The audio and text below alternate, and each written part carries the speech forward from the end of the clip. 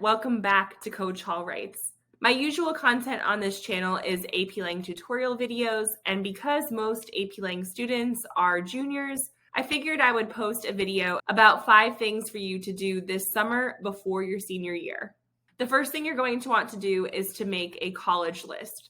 I know that some students have their dream school, and if they get in, that's definitely the school that they want to go to. But it's usually a good idea to apply to at least 3 schools, especially if you're using the Common App, because you can actually apply to up to 20 schools for just the one fee of the application. So what you're going to do is you're going to start by making a list of the schools that you're interested in. You want to consider whether it is a reach school, meaning like your chances might not be so great of getting in. By the way, all Ivy League schools are a reach school, no matter how smart you are. Is it a target school, meaning like you're a really good candidate for them and you're likely to be accepted? Or is it a safety school, meaning like you'll definitely get in and it might possibly be a backup in case one of your other options doesn't work out? As you're doing your research, you want to think about the cost of tuition. You also want to look at what classes they offer and whether or not they have your major. You might want to consider the extracurriculars that they offer. And if you are an AP student, you also want to look at the different scores that they will accept for each of your AP exams. For more information on how to create a college list, check out this video here. I'll link it in the iCards above and the description box below. Tip number 2 is to plan a college visit.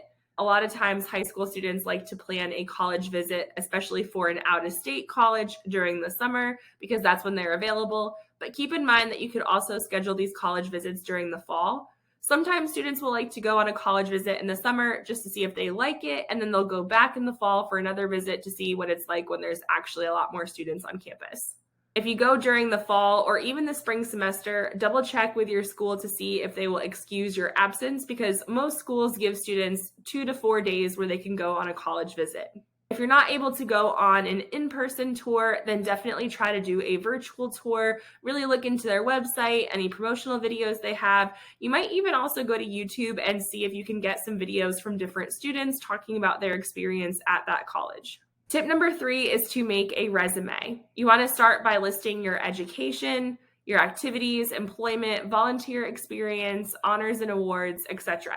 Now, the categories that you use might vary. So for instance, if you don't have any employment experience, you wouldn't have to put that on there. You could also rearrange the categories within reason to highlight your stronger accomplishments.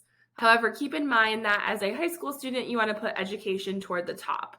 There are a lot of templates out there. Canva has some, Google Docs has some, and a lot of times these are actually geared towards students who are in college and wanting to go into the workforce.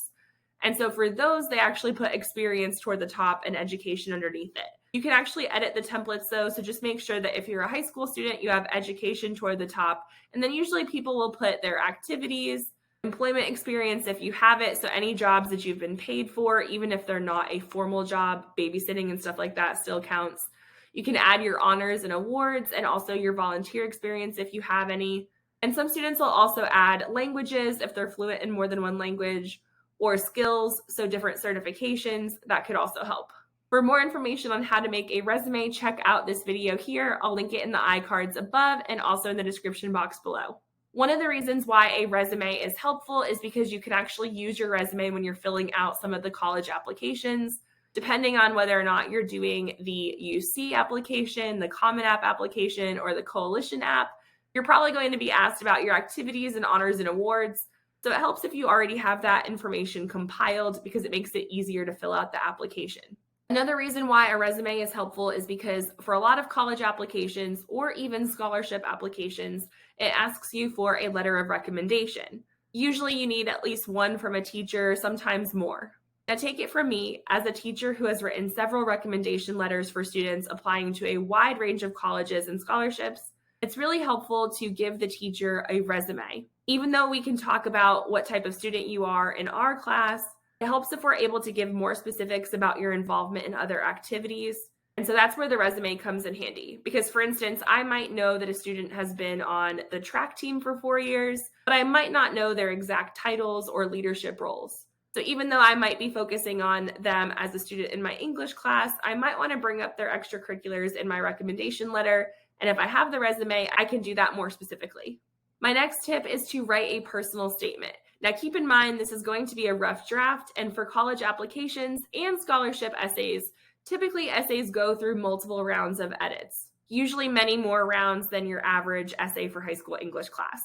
So don't think that you have to get it right or perfect on the first try. If you know you're going to be applying to a school that accepts the Common Application, then definitely look at those Common App prompts and decide on the one that you think you might write about. If you're going to apply to the University of California, definitely look at the prompts for their application as well.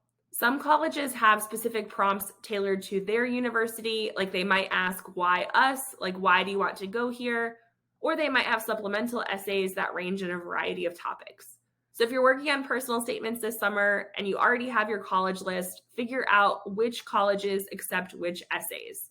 Oftentimes, you can repurpose essays from one application to the next within reason. However, keep in mind for the supplemental essays, especially when it says why us, they want you to tailor it to that specific school. So those you really can't just copy and paste. You got to do your research. Now, let's say you've made your college list and none of the colleges you're applying to actually require a personal statement.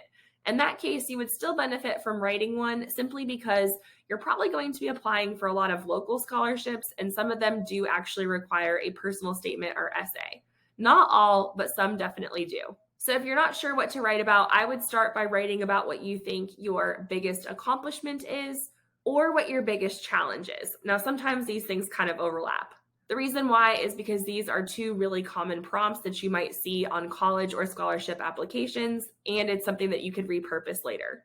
My last tip is to read for fun. Some college applications will actually ask you in their supplemental essays the name of a book that you've read outside of your high school curriculum.